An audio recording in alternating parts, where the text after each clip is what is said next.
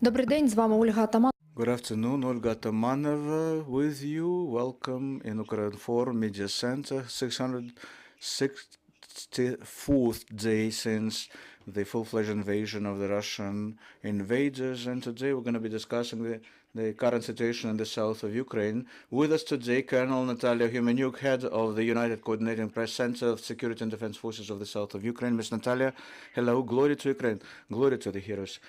Ms. Natalia, so let's start with the current situation. The situation remains to be not that easy because the enemy is still shelling civilian infrastructure and terrorize the residents of both occupied and deoccupied territories. Also, the enemy is using unmanned aerial vehicles, especially around Kinburska, Kasa. Why? Because the enemy is afraid of using the artillery all the time, being afraid of being hit. That's why they try to terrorize our civilians as remotely as possible. And quite a resultant counter-battery fight on the left bank of Dnieper River in Kherson region.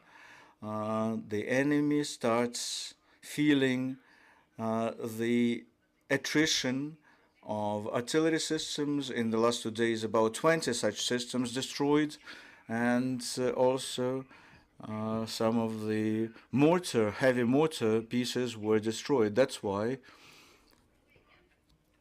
by bringing backup, the enemy only demonstrates how important this front is. Well, what about the front line in the south, all in all? What about the intensity of enemy attacks? Yeah, the enemy intensifies artillery shellings at the level of 100. They reached this level a couple of days ago and even overstepped it when they shelled Oblast Center in Kherson region, 10 plus shellings within 24 hours, massive shellings of housing projects and civilian infrastructure. They start trying to destroy energy infrastructure, so they strive to create as much trouble and inconvenience for the Ukrainian residents as possible, because in their propaganda videos they claim that they allegedly want to get back into Kherson. But rest assured, these are sandcastles, pipe dreams of the invaders. And the propaganda that operates using the principle, the bigger the lie, the faster people will believe in it. The right bank is higher than the left bank.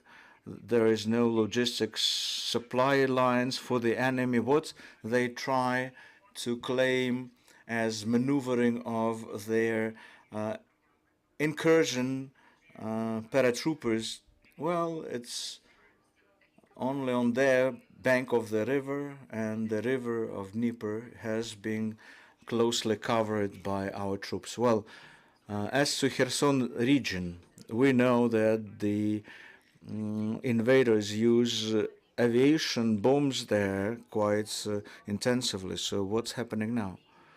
That's true.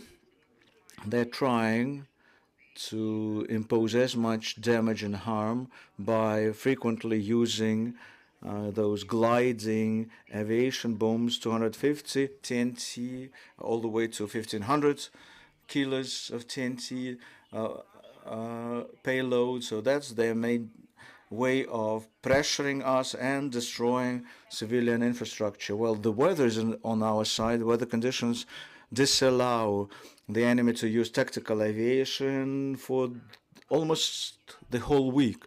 But as soon as there is the window of sunny weather, so to speak, then they intensify the attacks with prioritizing Bronislav region.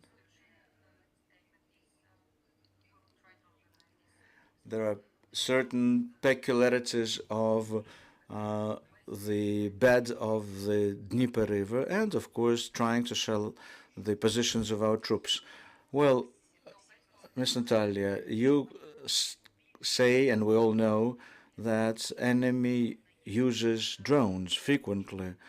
How efficient are our anti-drone teams?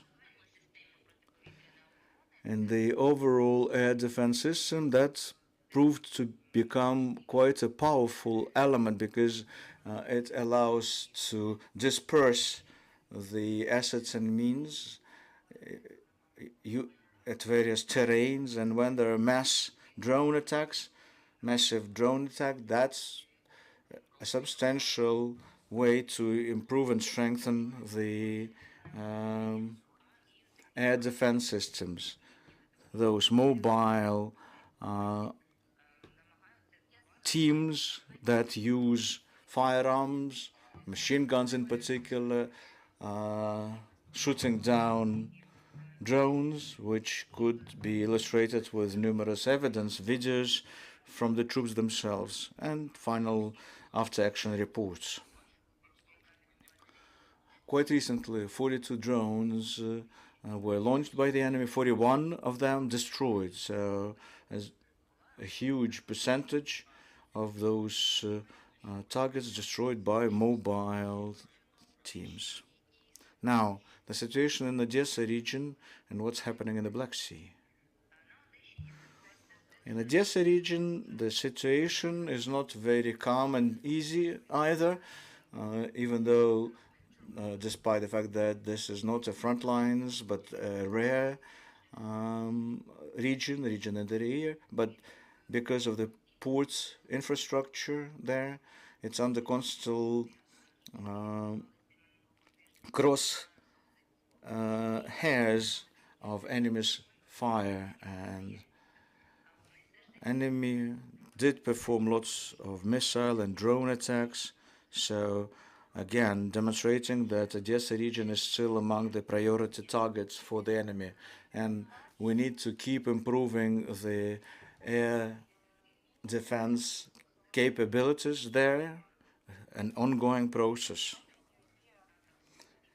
But let me state for everyone and focus our attention on the fact that air defense efforts, even the most resultive on drones using various types of weapons, could have such huge destruction consequences when the enemy uses such routes for their drones that they will be flying over industrial sites or residential buildings. So even if the drones are hit, the debris will still harm.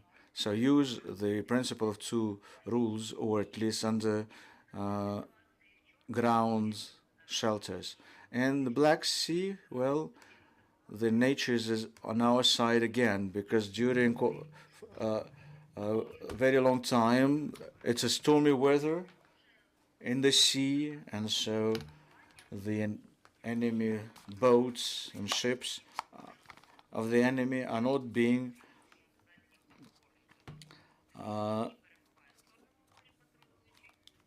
deployed.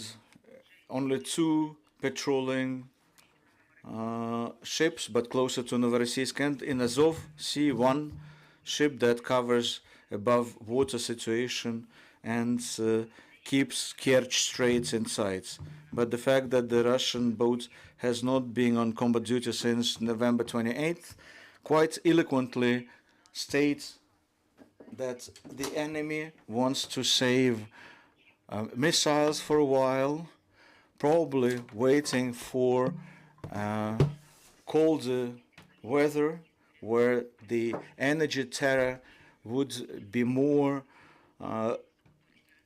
sensitive and harmful because caliber missiles on those ships have been used to hit energy sites. Thank you, Ms. Natalia, for having time to talk to us. This was Natalia Humeniuk, the head of the United Coordination Press Center of the South Command.